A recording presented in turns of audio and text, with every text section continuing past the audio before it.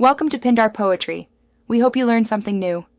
In this video, I will explain how to replace your Toyota RAV4 cabin air filter.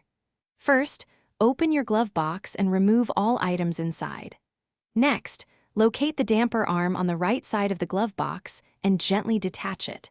Then, press inward on the stopper tabs on both sides of the glove box to release it fully, allowing it to swing down.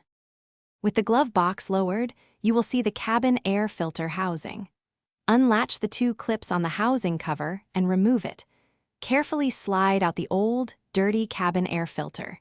Take a moment to observe the airflow arrow on the old filter. This is crucial for correct installation of the new one. Now, take your new cabin air filter.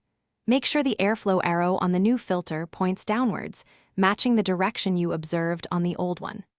Gently slide the new filter into the housing until it is fully seated. Replace the filter housing cover, ensuring both clips snap securely into place.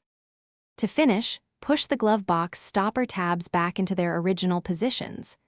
Reconnect the damper arm to the right side of the glove box. Gently lift and close the glove box, making sure it latches properly.